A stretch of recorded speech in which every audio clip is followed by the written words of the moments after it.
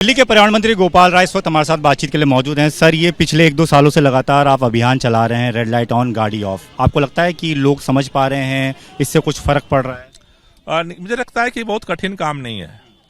Campaign तो इतना ही है कि भाई अगर आप अपनी जब गाड़ी लेकर के जाते हो तो प्रतिदिन 10 से 15 चौराहों से गुजरते हो।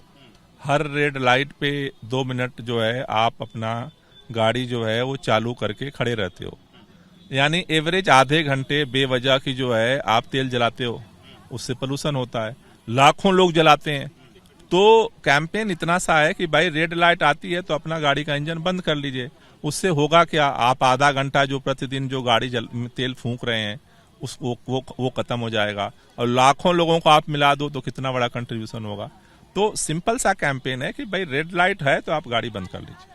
लेकिन सर, पिछले साल के मुकाबले इस बार ये अभियान थोड़ा अलग है। उसके 2 वजह हैं। एक तो एलजी ने परमिशन नहीं दी है, दूसरी बात आपके पास वॉलंटियर्स नहीं है। कैसे चला पाएंगे इस पूरे? देखिए, हमने ये सोचा कि चूंकि ये जो गाड़ियां चलाता कौन है, दिल्ली के लोग, हम लोग चलाते हैं, और प्रदूषण की मार कौन झेलता है, दिल्ली के लोग झेलते हैं। तो हमने ये सोचा कि भाई हम ये कैंपेन दिल्ली के लोग मिलकर कैंपेन चलाएं, हम ओनरशिप लें कि हम सब मिल करके दिल्ली के जो प्रतिनिधि हैं, दिल्ली के जो सामाजिक संगठन हैं, दिल्ली पर्यावरण मित्र हैं, इको क्लब्स हैं, RWAs हैं, जो भी जिम्मेदार समझदार लोग हैं, सब मिल करके ये कैंपेन चलाएं। इतना ही समझाना है कि भाई लाल बत्ती पे गाड़ी का इंजन बंद रखो।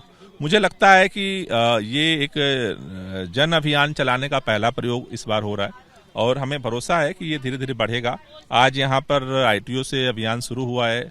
28 तारीख को 12 खंबा चौराहे पे होगा, 30 को जो है वो चंदगी राम अखाड़े पे होगा, 2 तारीख को 70 विधानसभाओं में अलग अलग जगहों पर होगा, 3 तारीख को 2000 अलग अलग इको क्लब्स जो है वो इस कैंपेन में शामिल हो रहे हैं। तो धीरे धीरे कोशिश है कि इसको एक बड़ा जन अभियान बनाया जाए, और दिल्ली के लोग खुद जिम्मेदारी लें कि हम भी इस प्रदूषण को कम करने में जो बेवजह हम फ्यूल बर्निंग करते हैं उसको रोक देंगे। एक सर, आरोप आप लगाते हैं कि अधिकारी भी इस बार आपकी बातें नहीं सुन रहे हैं, मीटिंग में नहीं आ रहे हैं, रियल टाइम अपोस्टमेंट स्टडी के लिए पैसा नहीं दिया गया।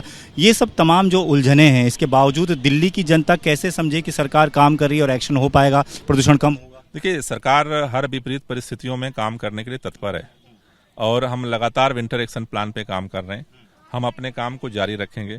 हम ये उम्मीद कर रहे हैं कि सभी लोग, चाहे अधिकारी हों, चाहे कर्मचारी हों, चाहे दिल्ली के लोग हों, चाहे हमारे पड़ोसी राज्य हों, सबका हमें सहयोग चाहिए, और हम सहयोग की सबसे अपील करते हैं। सबके सहयोग से, सबके सक्रिय प्रयास से हम इस मुहिम को सफल करने में कामयाब होंगे।